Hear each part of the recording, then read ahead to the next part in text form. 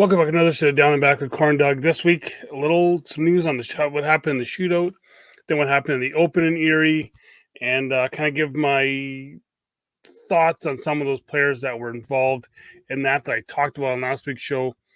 Then some news about cornhole in Ontario. That light got a little bigger this week on that. And then on the show, we have from the Northeast, out of Woohole Cornhole, we have the Tornado and Lady Tornado.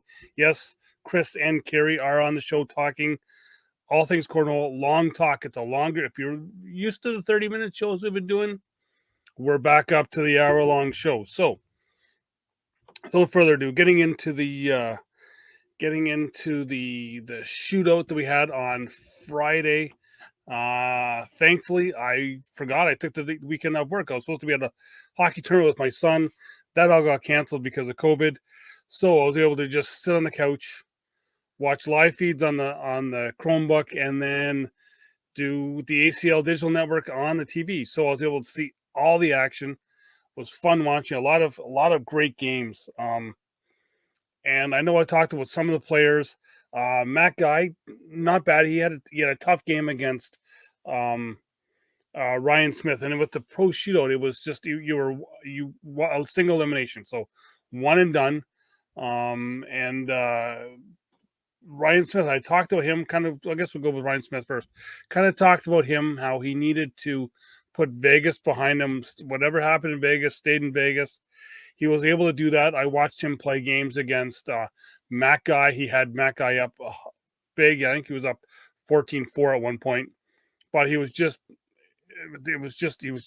put in the hole, head down, go back, pick up the other 4 bags, come back, putting 4 in the hole. Just a great game by him on that one. Same thing when he played Eric Davis. It was just a consistent game. He made the finals. We'll talk about that in a little bit. Matt Guy looked like he played well up until that game against Ryan Smith. Steven Bernasette still struggled with the singles game. That's still coming on. Struggled. He's still one of the top players, but still just didn't get to the final. Henderson was a threat in there. He didn't get it.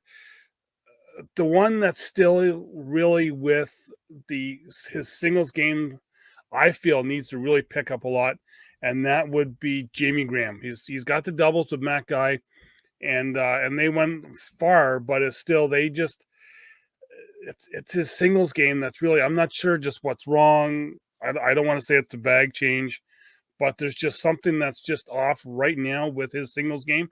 He had it on for the Open in Florida, where he lost to Alex Rawls in the final. He was throwing good there, but then just something's been off since then, and it's just, maybe he's just in like a mid-season funk. We'll kind of say that he just has to play out of it. So hopefully he can.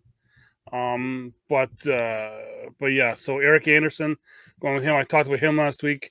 I would say he's had his doubters. People have doubted him. I will say that he did really well in the doubles in the Open. I think he really kind of shone on that in that stage. They ran into a tough. I'm trying to think of who his partner was for that. Their name escapes me. They ran into the Hollands in the Open and lost to them, which knocked them out. I talked about Matthew Morton last week. Matthew Morton, and I even messaged Mike Morton, his father, about how we need the unithrower back. We need that hoodie up, because I'd seen him struggle in a couple games. And I was like, we need that hoodie back up.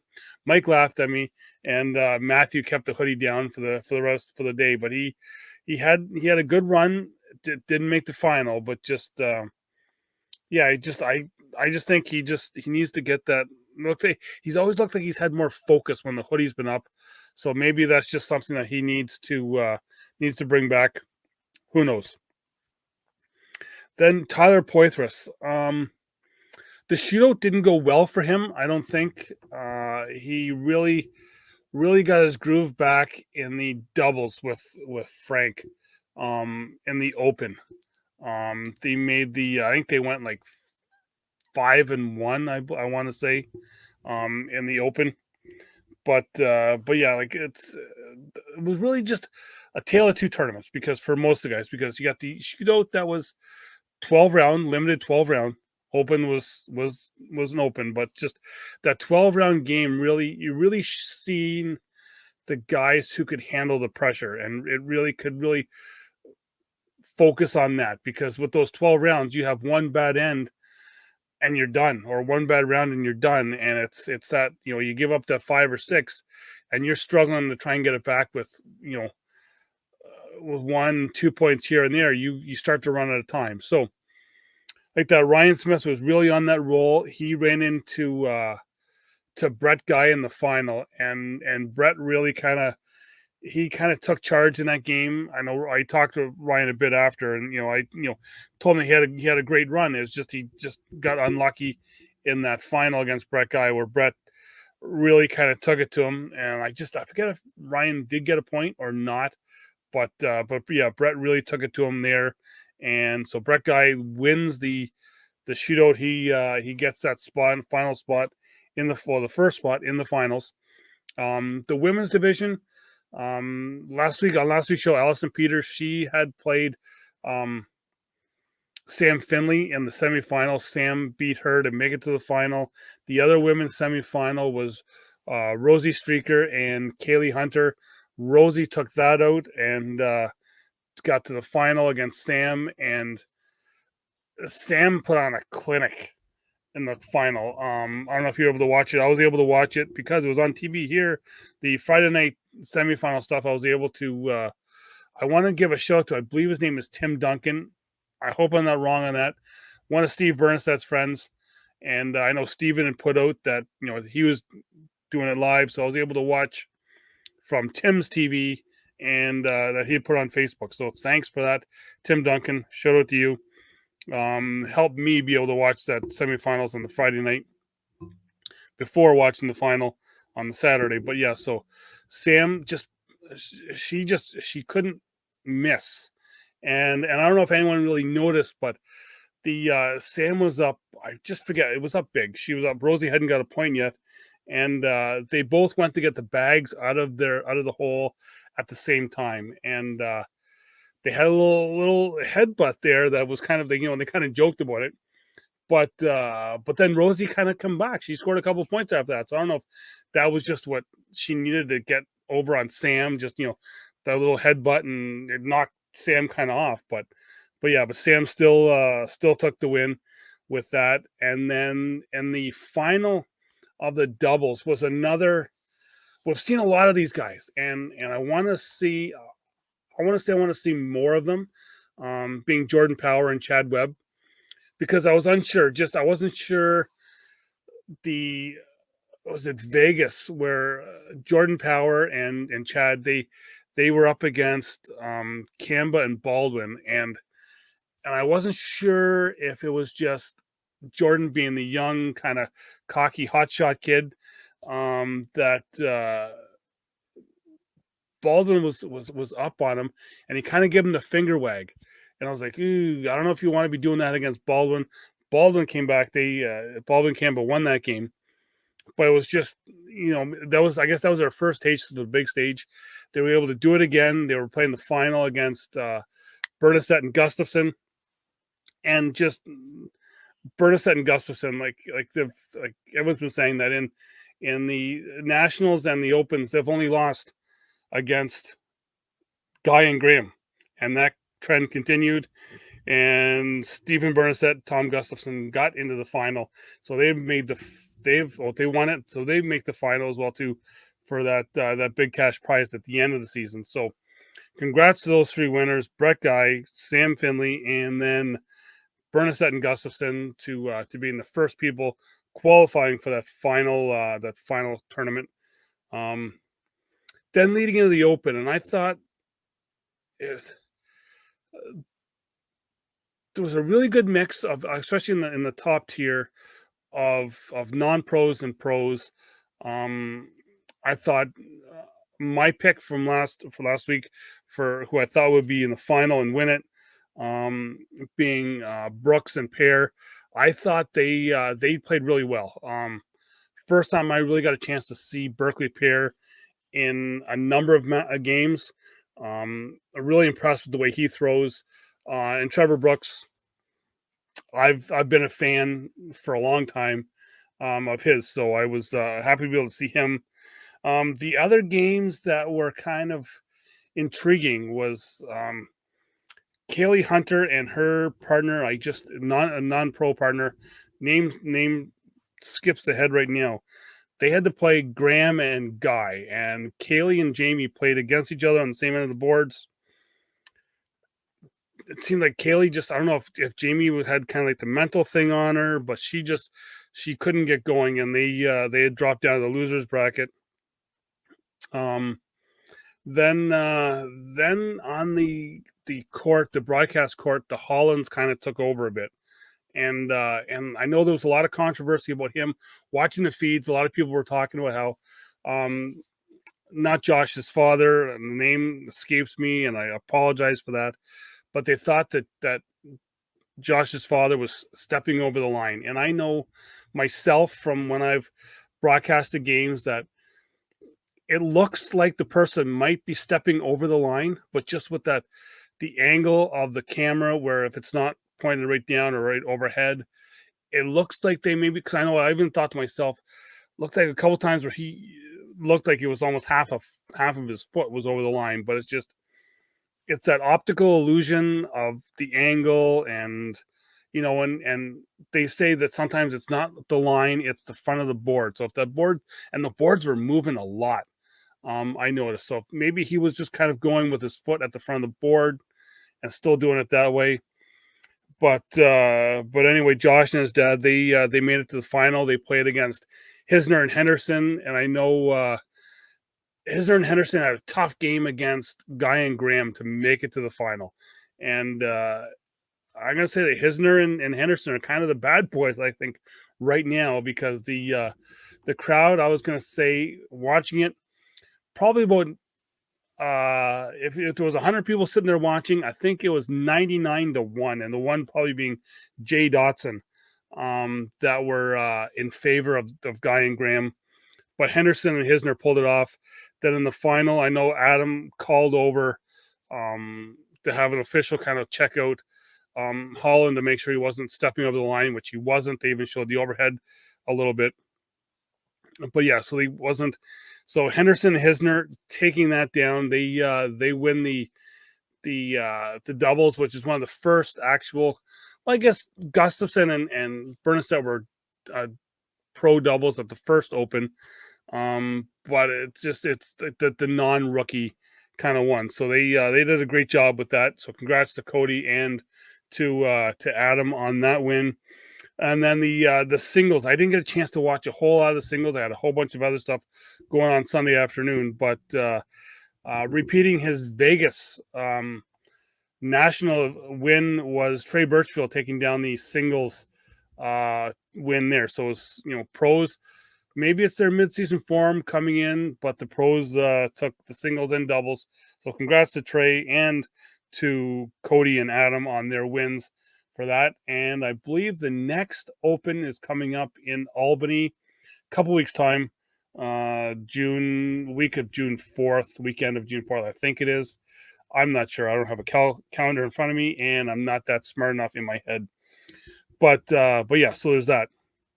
Then local news here, or not really local news. Ontario, looks like we've got the pathway to open up. So live cornhole could be coming back as early as 23 days from today here. So yeah, so kind of middle of June, looking around June 14th, possible. Small groups, 10 or less, outside. Then once more people get vaccinated, we'll be going up to larger groups, almost full capacity, within 44 days. So we're looking at some point in July, getting back to live cornhole, being able to get some stuff. And I'll be able to have more stuff on the channel here of actually playing, and not just deck around stuff or practice stuff, but actually games against other people, which will be fun. And because it's something we haven't done here in, well, before that fateful weekend in Cleveland. So there was that. And we have another team in the SOCS the SOCS Cup. We haven't got a big sponsor yet for that there, but we're just still calling it the SOCS Cup, Southern Ontario Cornhole Series. So the joining the Alliston Flames, the Aurelia Royals, the Wardoo Wolfpack, the Kitchener Knights, and the Peterborough Cornstars is the Wallaceburg Beavers. So they've got their logo up. You can go to the SOCScup.com, see their logo. So you can go SOCScup.com on the web. You can check out the Southern Ontario Cornhole Series on Facebook, on Instagram, and we're now SOCS Cup at SOCS Cup on Twitter, and you can check out stuff on there. So that's it for the news of around here and what's been kind of going on in the cornhole world.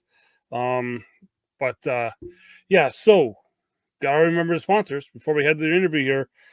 Checking out OktaneCornhole.com for all of your cornhole needs, whether it be jerseys, shirts, and coming soon on there, we'll be moving over from Teespring onto the Oktane Cornhole website. I believe will be all the down and back merchandise. So it'll be one stop for that there. So check out that there and make sure you use discount code CornDoug to get yourself 10% off there. Then head over to myearfund.com, discount code CornDoug there as well to get 20% off. Then head to JC Cornhole and mention me, and I don't know what Jamie will do because he's just that type of guy. But he's a great guy, great help, builds awesome boards.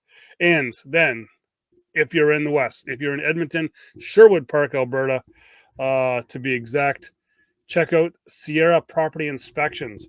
Get your home inspected on a new home. One you want to get renovated. Darren will help you out, whatever you need there. He's got tips on what to do. I know I put one on the Facebook page there where it's don't store anything wood outside underneath decks where it can collect moisture, which is your cornhole boards. Don't be storing your cornhole boards under your deck. Put them in your garage, put them in a dry place, and keep them good. And they will be playing well for a long time and not be ripping bags, because that's the biggest killer in bags is you get the plywood starts to separate, and then you get your bags ripping, and no one likes to have their bags ripped. We all know that. So without further ado, here is my talk with the Tornado and Lady Tornado here on the Down and Back. And here, as promised, we have the Tornado and the Lady Tornado, Chris and Carrie. How you doing? Good. How are you? How are you? Not that bad. You guys, you guys just got in from the Erie Open, so we'll kind of start with that. How was that? Started off on Friday. Competed in the pro shootout. What they did is they offered like 3 rounds of rounders in singles matches with 12 round limited matches. It was all sort of random selection. So I went 2-1 in the rounders. I ended up playing J. Scott Collins, Jimmy Humans, and Matt Morton.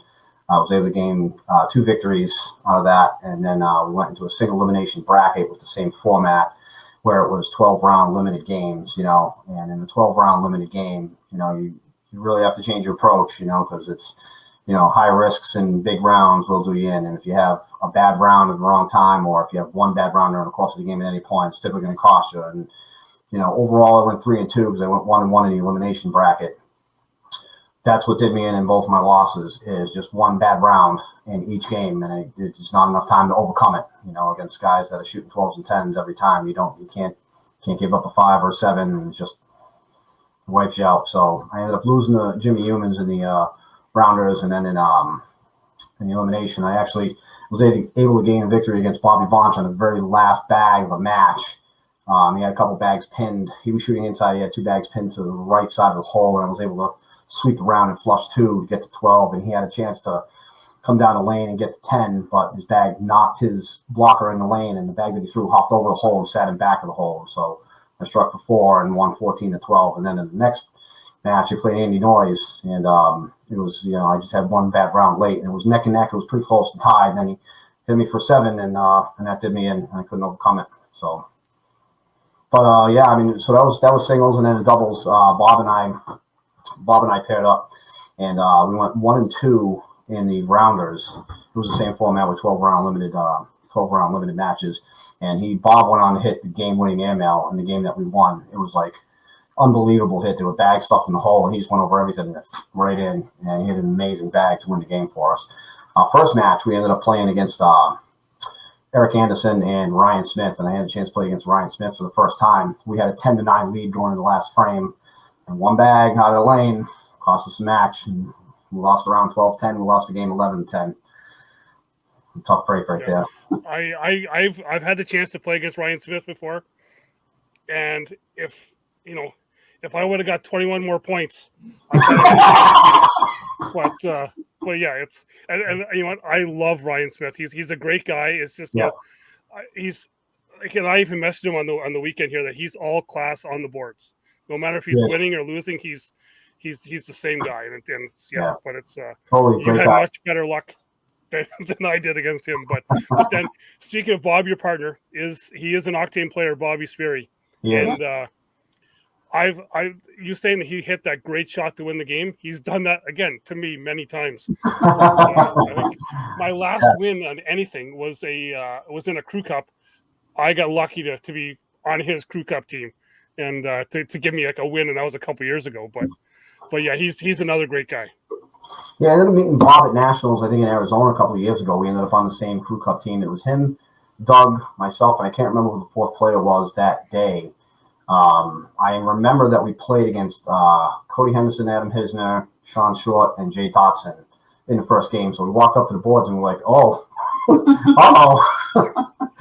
so we're in trouble. But I remember meeting, that's where I met Bob. So it was a couple of years ago. And then, this year it circled around. So we were both looking at partner at the right time in the pro division. So we decided to pair up for the first national, and then we gave it a go for all three nationals. He's unfortunately he's not going to be able to make the last one in Philadelphia. So I had to find another player, and immediately somebody who came to mind was a kid who wears flaming pink, lime green, neon colors. Did you think of anybody? Mike Ferreira, yes, Emperor. And I'm going to say that again, I got to play Emperor 1 or 2 times, and again he if I would have got another 21 more points, I would have had a chance to beat him as well too. So that's kind of the story of my cornhole life. Is if I get 21 more points against any of the big players, I got a chance. But yeah, so you went through the shootout, and I got to say, probably for half the people up here in Canada that watch, thank you for you going live all the time, because I was able to have you on my laptop and then the ACLDN on my TV. It was like, again. You're welcome. I was off work on Friday. You're welcome. We try to do a mix of things, on the page. What we try to do is go live for some national games, and there's been some different reasons we've kind of focused in on ourselves a little bit lately, Some of you out there may have heard of a kid named Tony Smith, and when we first found him, it was a couple of years ago. We entered in his dad's league in Thompson, Connecticut, and that's where we kind of crossed paths with him. He was very young, and he wasn't the caliber player he is now. Back then, he was accelerated tremendously, in the past couple of years, and I remember we mentioned to his parents this thing about, the ACL Nationals and stuff, and at the time they were in his junior division, so him and his cousin Garrett paired up and they went and played against Justin Stranger, and I forget who Stranger's partner was. Metzer. Okay. Hayden Metzer. Okay. And they ended up playing against each other in the finals, so that's where they met each other, and they started to build a friendship and whatnot. But Tony, as he was coming up, we kind of helped each other out a little bit. When we first started our group, we weren't really familiar with how to run a cornhole group and what to do. So we were the ultimate road dogs in the area. We basically went and traveled to all the groups in and around Massachusetts, Rhode Island, Connecticut. We visited everybody, and even now, if there's a group that we know we haven't been to, we like to go visit them and kind of check out people, competition and whatnot. And so anyways, we sold some ideas from some different groups. We seen other people going live for their finals matches, and that was their club and whatnot. And then we kind of took the idea and brought it over to our group, and then we were like, okay, well, we're going to go live, for our finals matches. And then all of a sudden this kid, Tony Smith, is showing up every week in the finals, in the finals, in the finals, in the finals. It's like, no matter who he had, he was always in the finals. And then, he started traveling the region, and then more and more people were exposed to him and became impressed with him. And then, what we did is we kind of followed him around a little bit. we decided to hit the road and go outside of our region for a regional. And we went down to New Jersey, and he ended up competing against John Kitchen in the finals. And he double dipped John Kitchen. It was really late. And we got there about noontime when the finals didn't end until about 12:30 or something. But Tony ended up pulling off the victory, and that's kind of when Tony got some people's attention, And then we did something similar a couple of weeks later. We ended up going down to Bucks County in Pennsylvania, and Tony crossed this kid named Devin Harbaugh, and yeah, they faced off each other in the winners bracket, and Devin, I don't think, knew who this kid was, or just got blindsided by this kid Tony, and then Tony just crushed him in the finals. Devin won his way back into the finals, and Tony crushed him. And I can remember Tony had this unbelievable bag, and it was the flop shot was really caught a lot of people's attention. Tony had 3 bags hanging in the hole, and Devin was surrounding it and trying to pinch in it and whatnot. And Tony just hit this perfect hop and dragged all 3 bags to flush all 4 bags in one. And it was just the most amazing shot. And he completely devastated Devin at the time. And that's when Tony really started to get people's attention. Like, who is this Tony Smith kid? And so we kind of followed him around, because like we felt he was part of our group, and we crossed paths with him and whatnot, and so we just tried to help expose him and get him out there, So we eventually followed him to Cobb's on his journey through the pro qualifier, and our intent really was to bring the games to his parents. His parents had messaged us, and his parents were like, "Hey, if you guys are there, can we go live for his matches because we want to see how he's doing." And then it turned out that, it was a whole region of people up here. Everybody was interested in him because everybody had seen him show up to their club in Massachusetts and everywhere in and around. And, everybody wanted to see how he was going to do. The day he played the pro qualifier, Carrie and I didn't really have anything to do that morning. So we got in a little bit late. And by the time we showed up, Tony was already 3-0. And we started picking up his games from there. And, he ended up with some interesting matches. He ended up playing against Eric Davis, which there was a lot of talk about at the time, who had the better flop shot and all that. And Tony ended up gaining the win that day, and then he moved on. And I think he played Caleb Batson, and he beat Caleb. And eventually he got to 7-0 when he had faced off against Matt Guy for the first time. And, I got that game. I got those games. And the problem that we had at the time is the internet connection in the building was a little rough, so our feed was like a little choppy and the screen wasn't clear. But it wasn't anything that we were doing. It was just the connection in the building, which is unfortunate because we really wanted to bring that game to everybody, And so ever since then, Tony kind of broke off from us. He was traveling with us for a while. We would, traveling around the area, regionals all over New York, Pennsylvania, New Jersey, whatnot, and then after he sort of gained pro status, he became a traveler, So I think the next step for him is international traveler. So you never know where he's going to be. I mean, he's in California, he's in Las Vegas, he's in Texas, he's all over the world. So, and to go with Tony, you guys kind of brought him along, and now there's another kid who's happened to be on the show a couple weeks ago. Yeah, that's true. Lights out dirty as well. We got a lot of nicknames for him. I don't know where to start. We could probably spend a good 5 minutes with all the nicknames we got for him. Finish with his final nickname. Trigger. That's the one that his family, all his friends, high school friends, everybody. That's what they call him, is Trigger. So that's so some of them know him as Little Red, some Shitsky. I don't know, a whole bunch. We got a whole bunch. Well, I kind of heard of him, and then I happened to see at John Clark's tournament when he double dipped Adam Hisner, and I'm like. Yeah, that's actually the third giant that he's taken down, because we found him at a place up in Londonderry, New Hampshire called Game Changer Sports Bar and Grill. We just happened to cross paths with him. There's actually 3 or 4 kids floating around up there. And I think there's a couple of other kids coming down the pipe, but I don't want to start naming names yet. I want to wait a little while and see how they do, in the coming months and whatnot. But we noticed Jacob right away, and for those out there who don't know what we're talking about Jacob Trzynski. We sort of feel like he's the next dynamic player to come through the Northeast region, So what we wanted to do was really just wanted to give him some exposure and let some people know about the kid, and so we ended up bringing him up to Maine with us. And Noah Wooten and Tony Smith were up there, and they paired up for doubles and whatnot. And then once the bracket split up for singles, Jacob really caught everybody's attention when he defeated Noah Wooten in singles, and he really took it to Noah. and it sent shockwaves through, the regional, and everybody was like, who is this kid?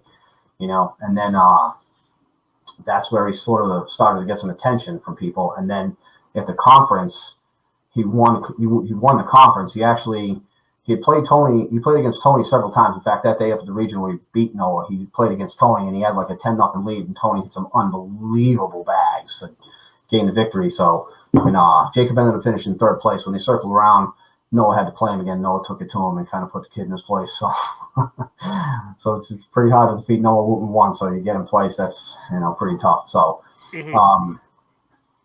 So then, so after that, so Jacob was in the conference, and he ended up defeating Tony in the finals in the bracket.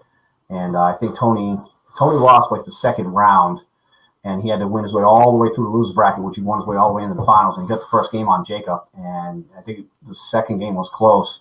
Now, I want to say Tony ran out of gas, but I don't really know. We weren't there at the time. But Jacob ended up gaining the victory, so he defeated Tony in a game of significant importance.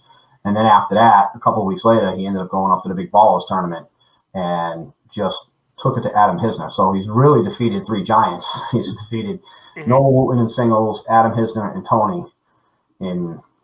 So the kid's doing really good. We also took him with us to Regalia when we went out to Kansas City for Regalia 3, and he made his way around circuit there, and he literally chased every pro and star player around and competed with everybody that he could find. And he did really well out there. He ran into a kid. We crossed paths with this other kid. I think he's from Kansas. I want to say Alex Hicks. And I went live to that game on the Woohole page. And I remember Greg Geary had said to me right before the match started, he says, "Have you seen this kid yet?" And I said, "No." He goes, "This kid is an absolute prodigy. Wait till you see this." And Alex Jacob got out to a lead. I think it was like 6 or 7-0 or something. And then Alex just went right through Jacob. And it was just unbelievable. I think Alex started like 42 out of 44, but everything was four bag. It was just bang, bang, bang, bang. I mean, I don't even know. It was just crazy. Well, exactly. There's, and that's the thing. You kind of go everywhere, and there's, no matter if it's the men's or the women's or whatever, it's just there's so many young players just around everywhere that it's just crazy. It's like, I almost have to ask Trey, can you lower the seniors division age so we can actually have a chance? I think it'll be interesting this year with the new rule where they're only allowing 8 pros to be under the age of 18. Yeah. That's going to be tough. There's some really good ones out there. I mean, Bella, the Go Boys, we haven't had a chance to meet them, or, we've just seen them from a distance, winning opens and stuff. A whole bunch, Alex Hicks, Ian Cripps, and then I don't know. I don't know who else. It's going to be tough. The kids that are coming through are phenomenal.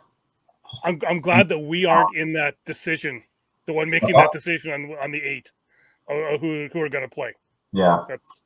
That's for the other people that get paid. So going back to your Woohole, your start, because that's kind of where your bread and butter is. So how did and you kind of said you went around to some other people to find out just what to do. So how did you guys get it started?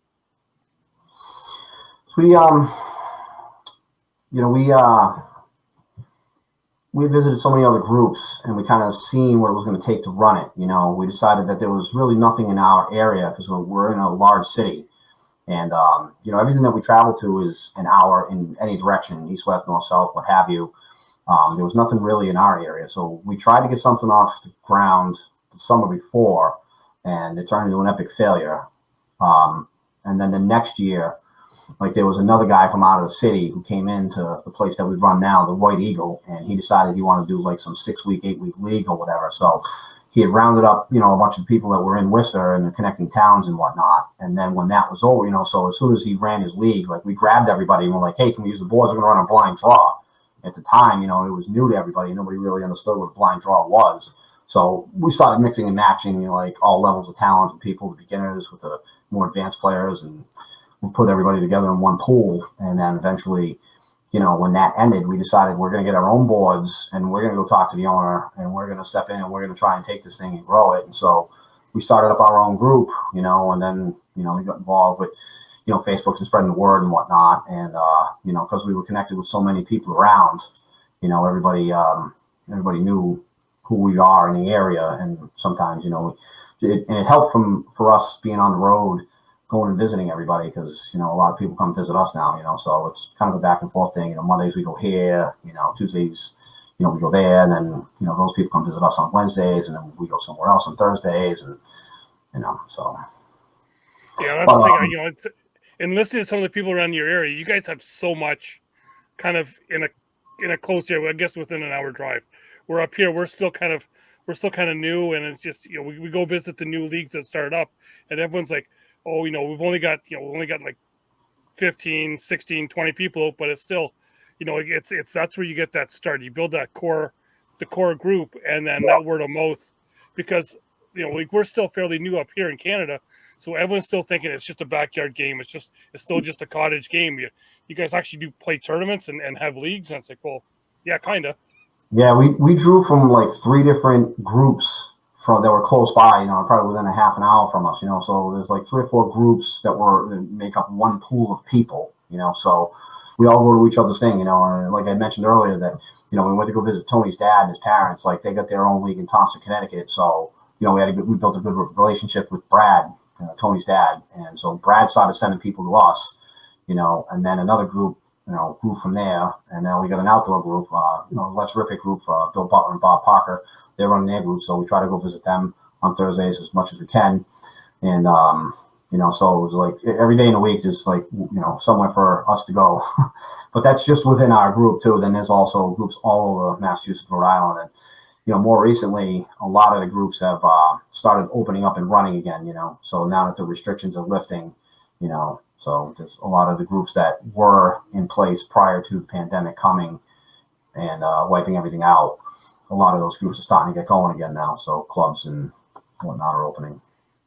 Yeah, we're hoping that June 2nd we can start kind of getting some sort of resemblance of cornhole, because we've been like a year and a half of without cornhole, because we still have that bad memory of Cleveland. Yeah, we gotta do something to get that out of the memory, but it's just getting that. But then kind of going, so you got your own stuff, then you went pro, and now you've kind of, if people kind of see you now and they like, you look familiar, it's because ESPN broadcasts, you guys are always right there.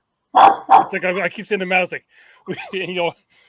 and I do see your Oktane flagging behind you now. I was like, we got to get them some down and back shirts or some Oktane stuff to get on the broadcasts.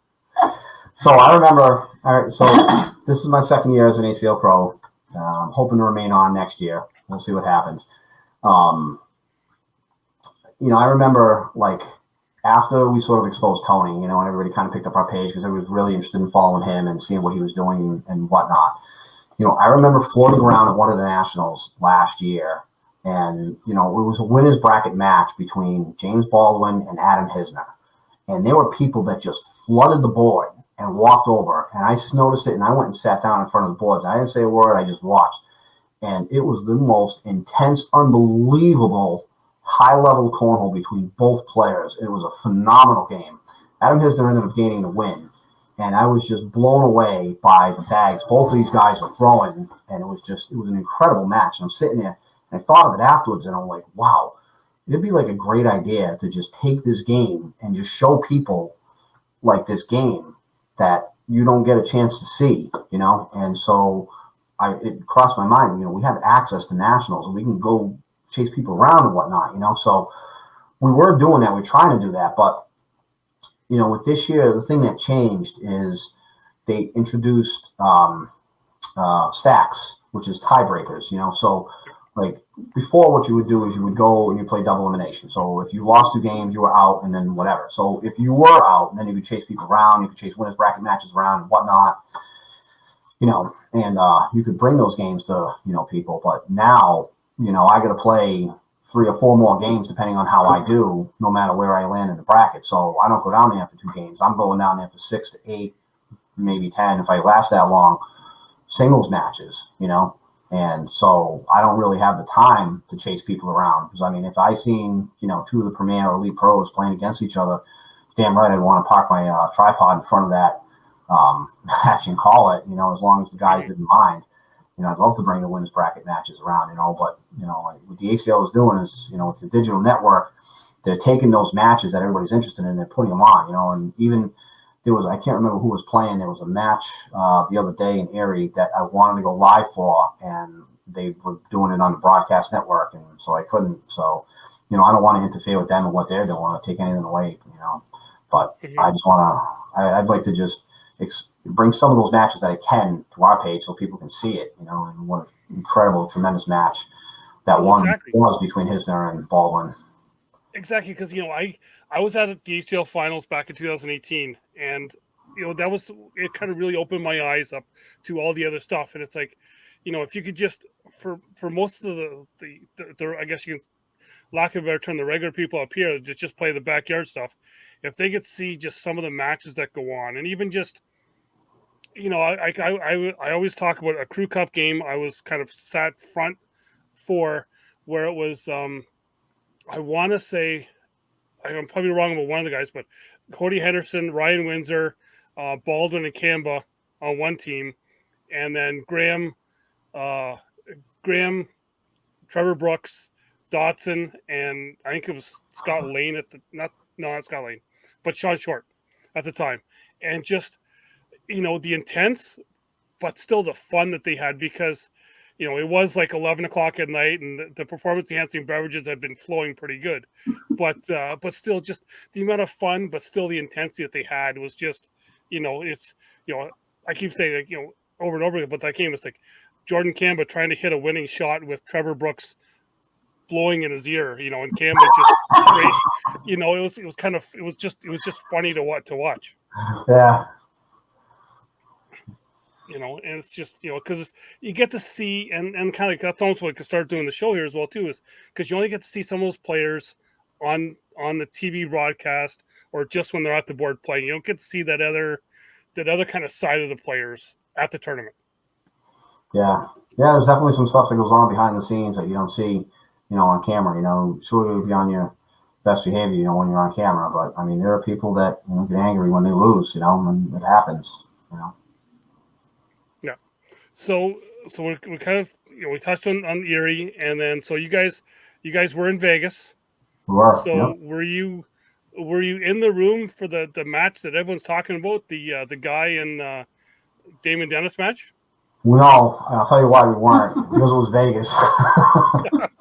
Well, I think that's a lot of people like, I was over at a table or something, but yeah. Yeah, you know what? Honestly, I've heard about it, but I haven't seen it. And so that weekend, because it was Vegas, so like when Nationals are in, like, say, Wichita, there's not much to do. So we follow all the matches around the games, or on the broadcast. You see us floating around and back on TV and whatnot. We love to watch those premier games and all that.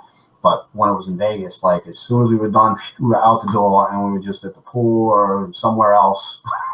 But we weren't in the room for those matches.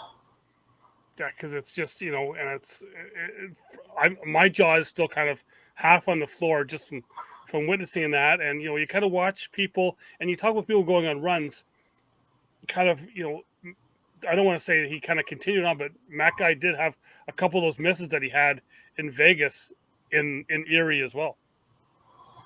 Yeah, I didn't, like I said, I didn't really see the match. I mean, I heard that it went on for a long time. I heard there was 240 bags, and the match lasted over an hour. I did see one particular highlight. It looked like Matt Guy had a chance to either win the game or win the round. I'm not really sure what the situation was, but I did hear that it was quite a phenomenal match, and I didn't really follow the other guys around. I know that I had my eyes on Jamie Graham in Erie, because if he had won two and I had won two, I was going to run into him, and I was kind of hoping to have the chance to play, just to kind of see how I measured up. But he didn't get past his first game. Caleb Avery ended up hitting this phenomenal airmail that flushed 3 bags for him to get to 10, and he ended up winning the round by 4 when he needed 3 to win. So I ended up facing off against Caleb Avery, who, that was the first time I had seen him, and I was completely blown away and impressed by him with his ability to recover a block. He literally put a bag anywhere in the front of the board and recover it on a push or a drag, and it's just, he hit some unbelievable bags against me. Getting back to Vegas, though, I mean, we had a really good time. a good time out in Vegas. You know, that was probably the one national that we've been to that we kind of escaped the, you know, the broadcast games. You know, usually we're right there and we follow everything. But for Vegas, I mean, we just wanted to go out. We ended up going on a gondola ride, and then we went on, what's the other thing? The Zip line. Zip line. We went zip line. We tried to live it up a little bit while we were out there. I had never been. She had been before, but I had never been to Vegas. Well, and that's the thing, because, you know, at most tournaments, you're there for one thing. You're just there for the cornhole. Where Vegas, you can kind of, you know, I guess it can help with if you have that bad game, you can just walk 5 feet and there's like something else that's going on. But Yeah, you know, Sure. you know, and as well with the bad game, what happens in Vegas stays in Vegas. Which, you know, I like to see that a couple of people that did have some bad stuff to happen in Vegas on the boards, they kind of redeem themselves in Erie. So then, yeah. So let's fast forward a bit here. We got Albany coming up here. It was unfortunately they had to move. But you got Albany coming up. It's another Open. So I guess my thing to you is, what are your thoughts on the Open format, where it's, you know, everybody's in, and it's, you know, I this time here we had some pros win the singles and doubles, but up until then, it's, you know, other than the super rookie Matt Guy winning singles, it's been kind of people that no one really heard of before that were winning, and I thought that was the best thing for the ACL with the anyone can play, anyone can win format. In the pool in Erie, it brought me back to what nationals used to be before the pandemic struck, and then, you know, the pros got separated from all the other division players, you know, and this was sort of the first national where it was a mix of players again. We had all the advanced bracket players and all of the other players mixed in with the pros competing in the same bracket. But now that, you know, they mix everybody together in the Open format, you know, like you could play anywhere from, you know, beginner novice level players could be playing against pros could be playing pros, or pros could be playing against advanced players. And, you know, regardless of what your title is, if you're advanced or pro, I mean, anybody can be beaten on the boards at any time, you know, so you always got to bring your A game with you, you know, and a lot of times I walk up to the boards, I have no idea who I'm competing against, where they're from, or what accolades they have, what they've accomplished, whatnot. I just go back and play the game and just, you know, let the chips fall where they may, you know.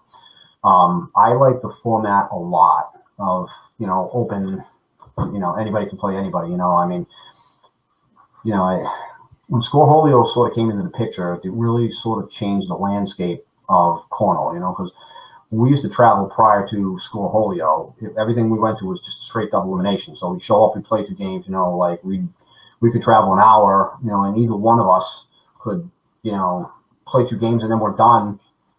I sit down, wait 2 hours, you know, for the bracket to finish, and then you get in the next round and you play 2 more games, and okay, you just traveled for an hour, you play 2 games, you drank for 2 hours, you get in the next one, you play 2 more games, you drank for 2 more hours, you know, and you go through all that for 4 games, you know, in a night, and, you know, like I could have been playing a dozen games or more, you know, and just the practice time was sort of uneven, you know, but now at the inception of round robin and rounders, you know, it gives everybody a chance to play more. So it gives, you know, like the beginners and, you know, competitive level players a chance to compete more because you're playing more, so you get more practice and more reps in. So, you know, everybody gets to play more, and I think it's great and it's wonderful, you know. So bringing the round robin or rounders format into an Open where, you know, you don't have a title of your division. You know, it doesn't matter if you're pro or if you're advanced or competitive, whatever. Everybody's going to compete against everybody, you know. Then, you know, you let the chips fall where they may. And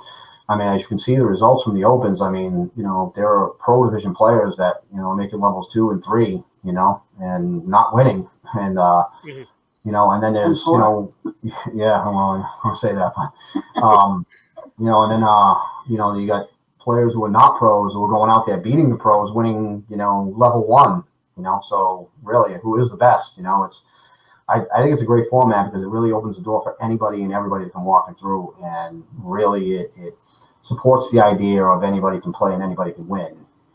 I think it also supports the idea of there's a lot of people who go to regionals, especially in heavily pro-populated areas, who say, I don't want to be in advance because I have to play the pros. So they stay in competitive, and they beat up on competitive players that aren't ready to be in advanced. So with this format, you go in and your first game, yeah, it could be against pros, and if you lose, now you're playing someone else who lost to pros. Or you could be playing pros that just lost to pros. But as you go down, if you get down on game 6 and you're 3-3, or game 7, we actually went 7 rounds this time, and you're 3-3, and you're like, okay, now I'm facing someone else who's 3-3. It's probably not that top level. Well, if I'm 3-3, I probably wasn't set to be level 1 anyway, so I'm playing the people who I should be playing. And then when you finish, this one I played with Richard Bushway as a pro. He's a pro. I'm a competitive, high competitive, low advanced. I like to think I can compete with the big guys. I can beat them up every once in a while. But we did okay. But knowing that I'm the competitive, and when we play together in regionals, we have to play advanced because he's the pro. But here we're now playing at a level where we're both compatible and even with the people we're playing against. So it helps that way when teams come in and say, oh, I don't want to play the pros. Well, it kind of depends on how you play. If you play pro level, yeah, there was a team that beat us, and I was like, I think it was the team that beat me in the competitive division in the blind draw. They said, well, we haven't been moved up yet. And I'm like, listen, you throw nothing but 4-baggers. I'm like, you just threw like almost a perfect game. Yeah, you need to be in advanced. Well, I don't want to play pros. Well, it showed because they finished in level 1. Well, now play pros because that's where you belong. And you can't sandbag today and say, oh, I'm going to go play competitive because I don't want to play the pros. You're now stuck in level 1 where you belong. And the same thing is I'm in level 3 where I belong. So I think it really helps level that I don't want to play this level back to this is where you should play based on your performance. And I know how you can play because as we talked off air, that you did finish ahead of me in a virtual tournament out of Cleveland, but I think we were kind of almost the same. But I think that the virtual thing for me it was I don't know, I was kind of okay with it because I know that playing alone I can get in my head a lot of times, and it'll unravel very quickly. Yep. I guess, how did you guys feel about the virtual game? I did it for a little while. It was kind of out of boredom and I wanted to play, but I have a windy yard, sometimes on level, but it was more the wind, the weather, and I hate playing by myself. I can't even stand warming up, so just playing with not someone there and not someone, right next to me, I can't stand it. So I struggled to compete. I was not a fan of it. I tried it when it first came, and I was shooting well. I was shooting in high 80s, 90s, and I hit 100. And then from there, I peaked and just went backwards. And the more I played, the more I lost my interest, the worse I did. I went from 90s to 80s to 70s to 60s, and then I played Adam Hisner in a virtual game, and I think it was singles, and he shot a 98, and I think I shot like a 55. I said, I am retiring. I am never playing virtual ever again. I am done. Well, what I had found with it was that we were able to come back and play kind of around end of September, beginning of October, where we were able to play back live again for a bit before we got shut down again. And what I noticed was all the people that were playing virtual, they started getting higher scores in virtual. But when they come back playing live, they struggled because they didn't have that open board. Blocks. Right? And I like a messy board just because I don't get it in most of the time. But I like that messy board where, it's that game of chess. Yeah, a lot more strategy that goes into the game of cornhole than you might think. You don't always have to get to 12, although getting to 12, if you shot 12 every round, you really never allow your opponent an opportunity to ever score on you. But, even when Matt Guy is on, Facebook and posting 48, 50, 60, 70 in a row, and I hear guys hitting, like those numbers in a row, eventually they do miss. But sometimes it's just about jamming up the lane. Like if you're playing against a guy that's hitting 50, 60 bags in a row, you got to do something to try to get him to do something else. Because that lane is open every time. You got to get a block down. You got to make him shoot an airmail. You got to make him push. You got to make your opponent do something else to try to force them into a mistake so that you can get ahead, and there's a lot of strategy behind that. Blocks and using Apex bags. Apex bags and getting blocks down. Well, yeah, and I know you kind of had that little bit of a delivery while you were in Erie, and I, like I said off air, I got to watch them be produced right from inception, I guess, when Matt cut the cloth to his final thing. So, we're hoping that maybe you can be wearing the pink at some event. Well, let's put it this way. My teammate at the Pro Shootout in Albany and my teammate in Philadelphia for Pro National number 4 likes to wear flaming pink and neon green and with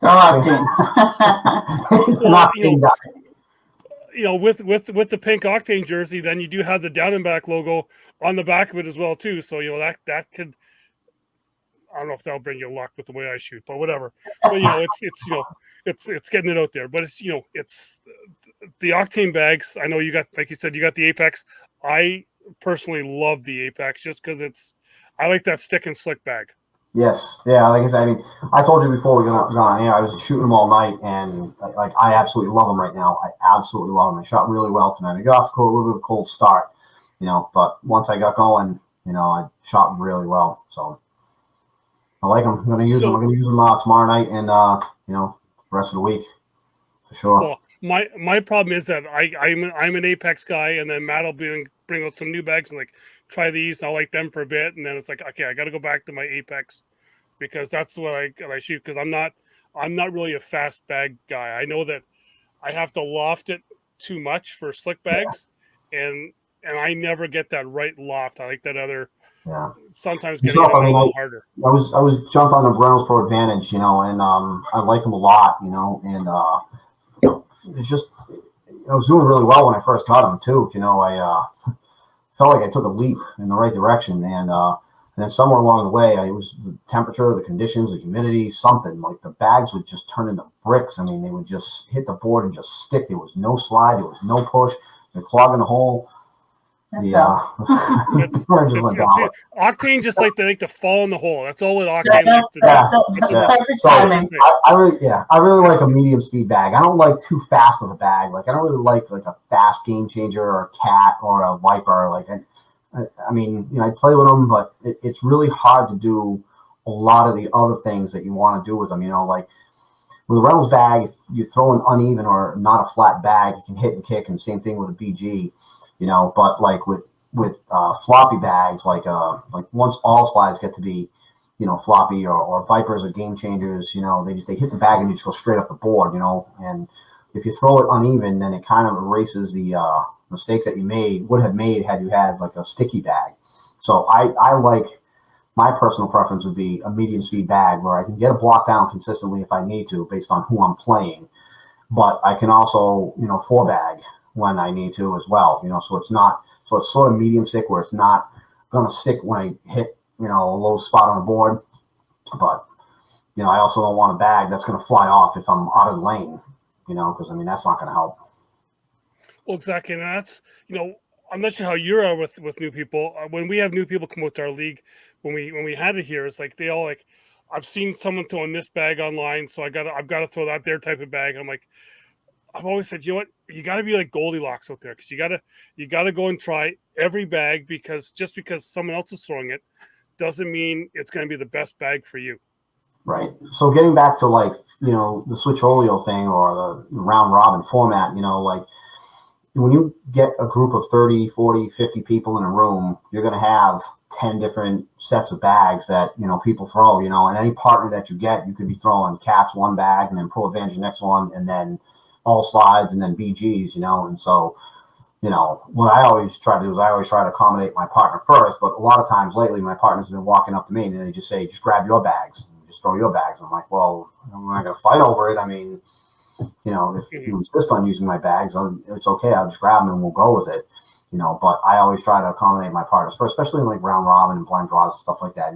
Just play and just throw. Whenever you get out of it, you get out of it, but, playing in round robin formats, it certainly gives you the chance to try out different bags. It's also tough to, maintain consistency throughout the night when you play 4 games with 4 different sets of bags, and some are sticky and some are fast, and it is what it is. You just go with it. But yeah, again, my personal preference is just a medium speed. So it's not too fast at the same time. Yeah, because I think like I went into like the first national I went down to the finals in 2018. I went into my first blind draw the first morning. I usually threw I had do nothing but slide rights because there was Oktane and Matt hadn't been doing the bags yet, so I had set of slide rights and like Robbie Graham out of Southwest Georgia. I always apologize to him all the time whenever I talk to him now because he had a set of Reynolds. I forget which Reynolds he had, but ones I had never even touched before, and we used his. So I was like, "Yeah, sure, we'll use your bags." And I couldn't keep the bag on the board to save my life, and it was just like, oh boy, and it's that thing where you got to try out the bags. Yeah. Yeah. And I'm the other way. I come in and I say, nope, I don't have bags. Whatever you want to throw. And I throw everyone else's. So everyone says, what bags do you like? I'm like, I don't know anymore because I just throw everyone else's. Well, and you know what? And that's the thing is when you get new players out to your events because they see people. I can see it online. I was on the best in my backyard, but you get inside playing at a venue, and depending on where the boards are set up in that venue, they're all going to be playing different, right? And how many people are in there with the humidity or whatever, right? And then they become frustrated. It's like you just settle down and just it's not as easy as you think. Right. Yeah. I mean, that was when we started our group. That was certainly one of the things that crossed my mind is having all the exact same boards, like in one room. Typically, like when we're in there in the wintertime, I try to maintain like 60 to 65 degrees because sometimes when it gets hotter than 65 degrees, people run around sweating, peeling clothes off, and so it's the same thing in the summertime. Try to turn the air conditioning down to like 75 degrees because that room is pretty big and it's pretty hot. But as long as everybody's playing on the same style of board, with the same conditions, then I feel like that's what it should be about. That's what a group should be doing, just consistency, and then depending on, what kind of bag, each player throws, then they have to adjust their throw given the conditions, but at least all the boards are the same, But actually, now I think we do use one ACL board in the middle. We try to put our finals matches on it. But some people like it and some people don't. I prefer the ACL boards. They're a little stickier. It's easier to get a block down, but not sometimes other people they just want to play on the slick boards and just go all in and win games that way. Well, no, and that's I guess that's what some of the people have been talking about the last couple of ACL events that I've kind of heard people talking about is that the boards have been different. They've kind of almost been like maybe a little. I don't know if I want to say slick. Some people say that they're too slick. Some people say they're not enough, and it's just. I felt the second and the third national they were pretty consistent. The first national, I distinctly remember, I was playing the sit and go, and I had Ryan Windsor on the other end. In the first two games, like I couldn't do anything wrong, and we made it into the finals match, and we switched boards, and I couldn't do anything right, and it was just amazing how I went from one board here, and I went literally down to the next board, and I was shooting the same bag, same everything, and just every bag was sticking on me. I couldn't push, I couldn't do anything. I went from like ACL Pro to like novice player from this board to that board, and it just blew my mind, and I ended up getting killed. So I lost, but that's the only national I can remember where things seemed like that, because all the rest of the games that I played at the nationals, I think everything's been pretty consistent. Well, and you know what? And I remember that national because it was in Florida, and you were following during the blind draw. You were following Emperor around, so we were able to see that. And he was throwing lights out. And all of a sudden, that last game, I think it was a semi or to make it to the final, and he was throwing against where the door going outside was, and just the humidity from outside, I guess, coming in, all of a sudden his bags did nothing. Right? Just I remember him and Matt Stout were playing 4-bag tag for about 5 or 6 games in a row. I mean, they were just going back and forth with 4-baggers. I mean, it was incredible. They went on one hell of a run. Both of them got hot, and they just crushed everybody up until that last game. And then in the last game, I remember they got crushed, and it was the loser bracket finals to make it into the finals for whatever bracket they were in. But they went on one hell of a run. The new ACL boards definitely have an impact on the temperature in the room. So you can, even in Erie, we played on one side of the room for one of our rounders games, and I couldn't get a bag to stay on the board. Then we move to the other side of the room, and they're all just stopping, like halfway up the board. I'm like, what the heck just happened? I was throwing everything off. Now the boards are sticky. So it does depend, and that was what would happen in Florida. I remember Tony talking about that. He's like, Yeah, that's right. This part of the room is ridiculous. He's like, I'm fine. I warmed up over there, and then I come over here, and it's like, I don't know, the board, the bags, the boards, I don't know which it is. And I definitely think the new procedure that they're doing on the boards has made a difference, depending on what part of the rooms they're in and how the temperatures are controlled, especially in some of the older buildings. Winter Haven was a brand new building, but it was still different in each area. I mean, there's one area I got a sweatshirt on, the next area I've got my sweatshirt off. Yeah. Well, and we even noticed just kind of watching it just on the TV that where they were having just all the stuff just on the digital network, the boards played one way, but then you switch over, and I know it was just on the other side of the room where they had the shootout televised. They had those other blackboards, and they looked like they played totally different, and it's like you're in the same room. Yep. So I don't know if that was just like the heat from the TV lights onto the blackboards, making them warmer and stickier, but it's just it's just a little subtle change, and it's a totally different game. I haven't been fortunate enough to make it onto the broadcast or televised game match yet, but I have heard from people who have that the conditions change from where you're playing out in the room, and then you get on the broadcast network with lights and everything else, and the boards get really sticky and really tacky. So until I get there, I can't really confirm that, and I'll just have to go on what I've been told, and that's what I've heard. So. Yeah, I know that I will probably never make it there, so I just have to watch it on TV. I haven't been there. I'm going to keep trying. I don't know if it'll ever happen. I did get close last year, actually, now that I think of it. We were out in Erie, and my partner at the time was Nick Cadju, and we played, 4 rounds of rounders last year into single elimination. We went, Cashew and I went 3-1. We gained a good seed. We ended up playing a lower seeded team. We gained a victory. And then we faced Jimmy Humans and Andy Noyes, and we had the lead going into frame number 9 of a 10-round limited match, and coughed it up. And we ended up missing a cut, but we almost made it on TV. Jimmy and Andy went on to face Ryan Smith and James Washington. They won that one. Then they played Cody Henderson and Adam Hisner, and they won that one. And then they got beat by Matt Morton and Brad Powers. And that would have been the day that Cashew and I would have made it had we had just hung on for 2 more rounds. But it wasn't meant to be. So that was as close as I got. And, I'm going to try it again. I'm going to go to a couple of pro shootouts. Emfer and I are going to give it a shot in Erie. And who's your partner for the Open in Erie? That's a secret. Oh, okay. That's a secret. That's a secret. Okay. We say, I don't know if you remember it, but we said that's Calgon up here. It's I don't want to put it out there yet, so we'll see, We confirmed today, but I don't want to say yet. But it's an established ACL pro who's been around for a long time. He's been in the game for a very, very long time. He's a native of the general area. He no longer lives in this region. He was down south now, but so we'll leave it at that. I'll leave it at that if you can guess. So, and as everything, we I always like letting people give shout out to their sponsors. So what's the sponsor you guys actually have either with Woohole or your pro sponsors? Go ahead. I always like to do this. So Woohole, the biggest one for us is the White Eagle. They're our venue. So she's been really great to us. They support us no matter what we do, where we are.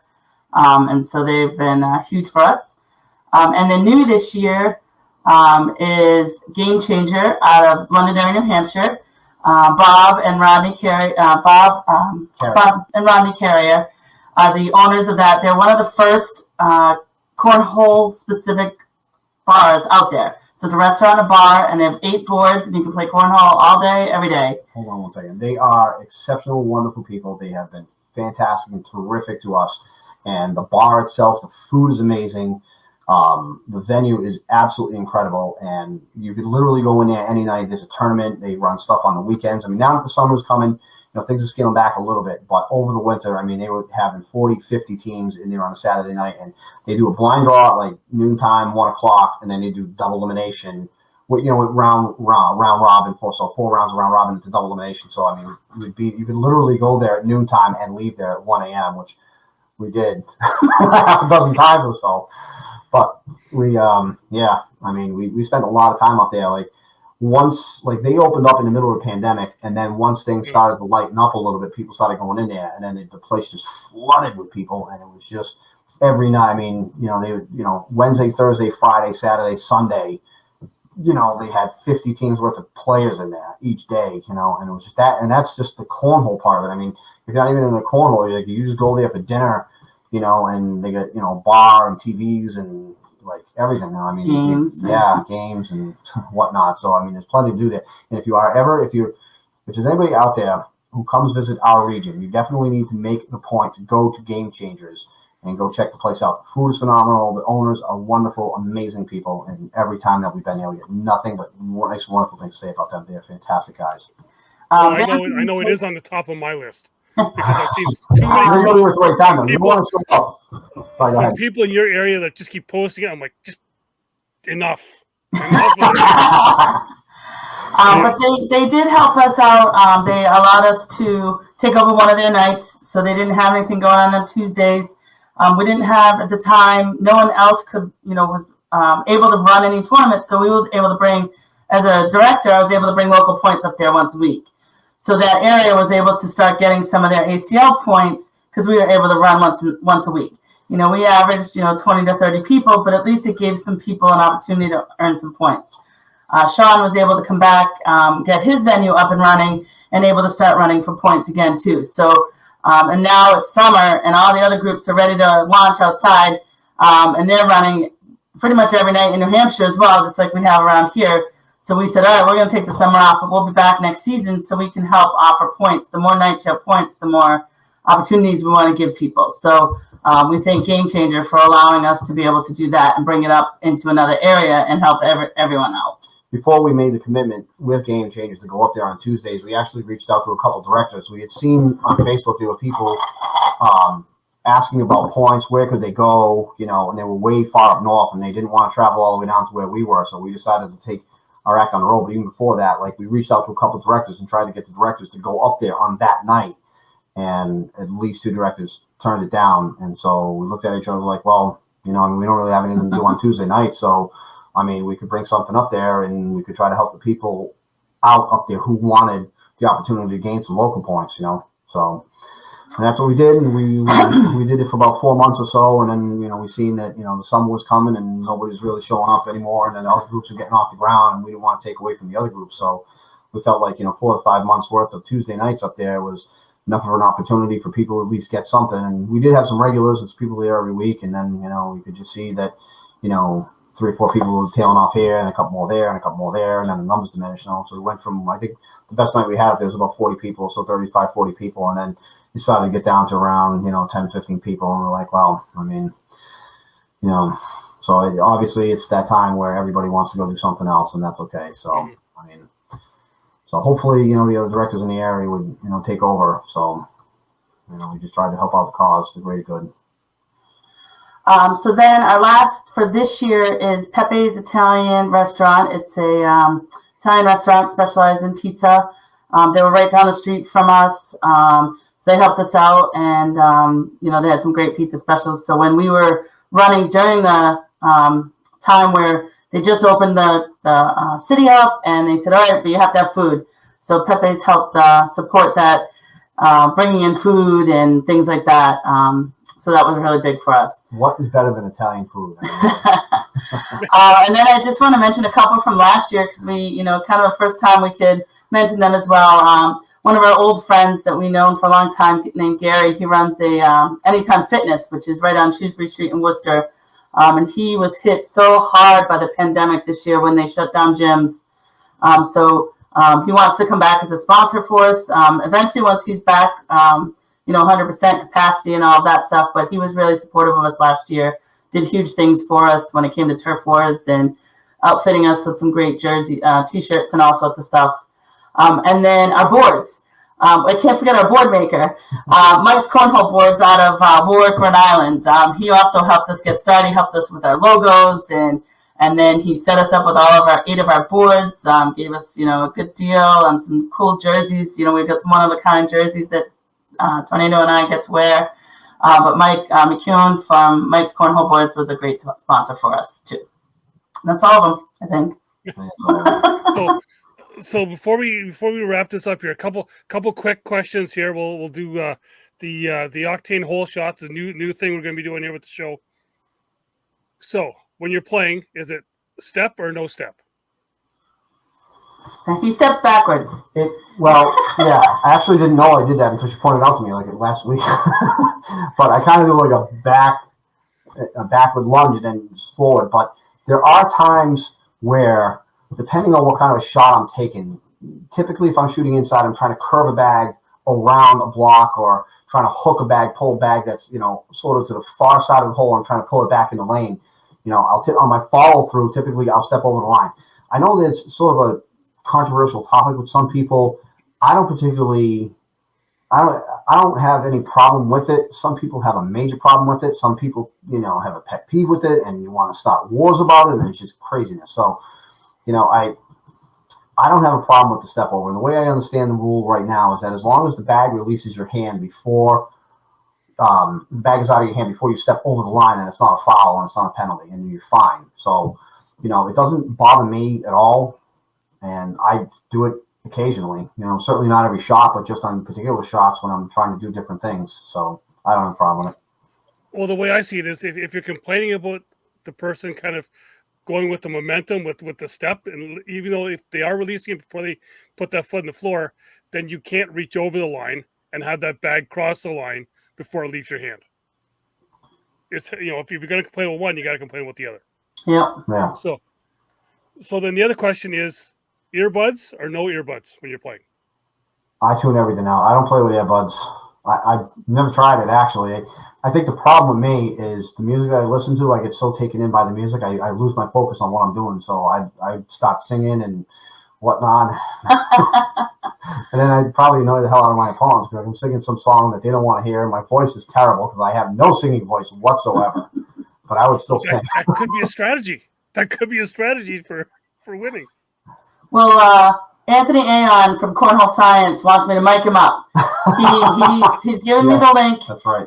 So he watches him commentate his own games, and he says it would be so much easier if he could just stand at the board and talk through it instead of having to walk back to his phone. Yeah. So I'm working him, trying to let him buy me a mic so we can mic him up. So that would probably be the closest we'll get to him. Well, listen, kind of earbuds. Yeah, it's coming, but let me just forewarn everybody. Okay, listen, when I'm getting my tail whipped, all right, and I'm walking down the other end, all right, I am not saying things that is kid friendly. Okay? So, I mean, we'll have to teach him how to shut the mic on and off. I know. Listen, I know when I commentate on games, sometimes I just throw curveballs at people that you're just not expecting to hear, and I just kind of just right off the top of my head, whatever I see, I try to inject some humor in it, try to make it light, and just try to call it like I see it. So, as far as wearing the microphone and walking back and forth end to end, I mean, it's coming. It's coming. We just haven't gotten to it yet. Okay. So I want to thank you guys for coming on and talking here. I know that I love talking to people in that Northeast, and hopefully I can get down there. Like I said off air, I got a kind of tie to the Bruins and a kind of tie to the Red Sox. So I got to try and get down there soon to once everything opens up to play some stuff with you guys. We'd love to have you. Sounds good. If you're in the area, hit us up. We'll connect you up with tons of cornhole groups on here. And if you're around on a Wednesday, you can come visit us. Well, I'll try and make it a week down there. So again, thanks for doing this here, and we'll be talking to you soon. All right, thanks. Thanks for the time, Doug. We appreciate it. Yep.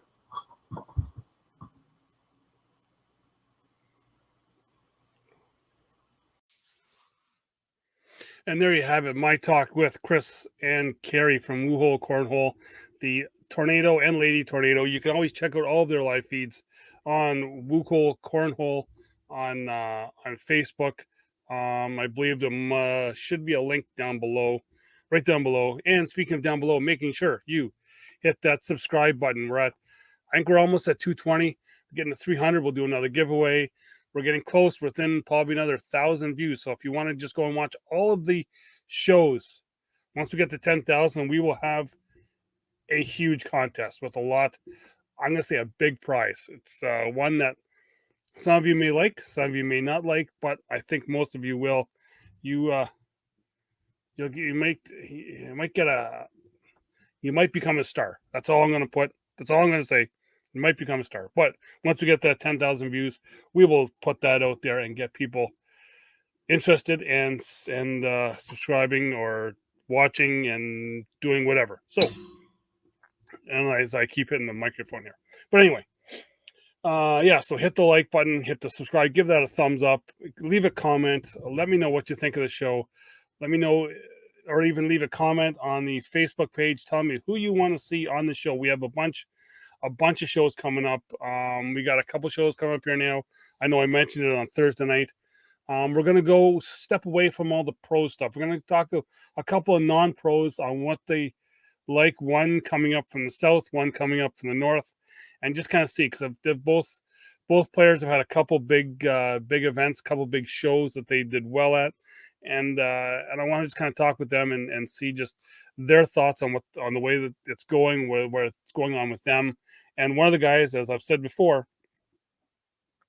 I got to play against, and I'll be talking with him about that. So making sure you hit the, like I said again, hit the like, hit the subscribe, and leave a comment, and be much appreciated for that.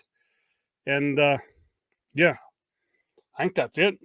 Little short closing. I did so much at the start, short closing at the end. Remember that light at the end of the tunnel just went from this to big with another 23 days, and we might be hitting some live cornhole. And speaking of live, if you want to check me out, if you're a NASCAR fan, you want to check me out, NAS Canucks on YouTube here, Tuesday nights, 8 o'clock. And if you want to see me make an absolute fool of myself again, I know nothing about music, but they're going to have me on the show. Check out Canucks with Guitars here on YouTube on Sunday night, 8 o'clock Eastern time. And I got no idea what's going to happen on that show. But it will be some fun. If you're into music, they do a lot of gear talk. I just talk about how I play the radio. That's all it is. But so with that being said, wasted enough of your time. We'll check you out. Check me out Thursday night here on Facebook. We'll do another Thursday hang on Facebook, then Friday with the show. But until then, as always, watch out for those guys throwing gas, because they might just kick your ass.